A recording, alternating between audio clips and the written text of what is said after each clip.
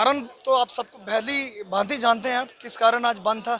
जम्मू का प्रत्येक नागरिक जानता है, और जिस तरीके आज पूरा जम्मू आप देख रहे हैं, जम्मू सूबा आज, जम्मू का हर एक नागरिक आज हमारी चैम्बर की कॉल को साथ दे रहा है, क्योंकि ये चैम्बर की कॉल नहीं थी, हर एक जम्मू के नागरिक की कॉल थी।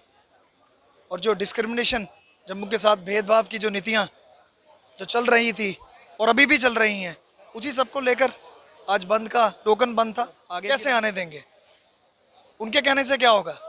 जब हमारे छोटे दबके के हमारे व्यापारी को, थोड़े छोटे लेवल के हमारे दुकानदार को जब छेड़ा जाएगा, दर्द तो होगा। फिर तो बोलेंगे, हम खुल के हल्ला भी करेंगे। जम्मू में जो बिज़नेस को रिलेटेड जो प्रॉब्लम्स आ रही हैं उसी को लेकर हमने जम्मू बंद की कॉल दी थी।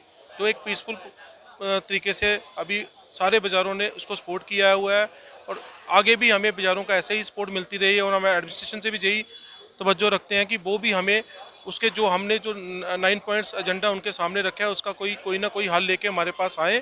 आज मैं समझता हूँ जो ट्रेडर फेडरेशन ने एक मुद्दे को उठाया था कि रिलायंस जियो रिटेल स्टोर जो आ रहा है पूरे जम्मू संभाग में, उसका असर जो है, मैं धन्यवाद देता हूँ अपने व्यापारी भाइयों का और खासकर गली मोहल्ले के छोटे छोटे दुकानदारों का, जिन्होंने आज शांतिपूर्वक बंद करके हमारे जो ये मुद्दा था उसका गवर्नमेंट तक पहुंचाने में हमें सफलता दिलाई है।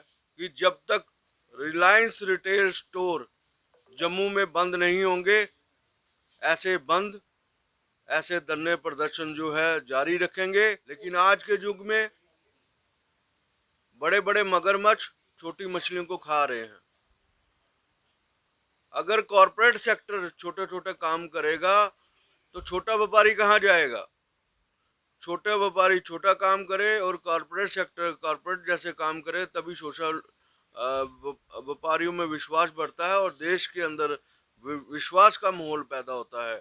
अगर फिर भी आज का बंद के कारण सरकार ने हमारी बात नहीं सुनी, व्यापारी वर्ग जो है 50,000 रिटेलरों की चिंता कर रहा है और उनके साथ जुड़े हुए लोग उनकी चिंता कर रहा है।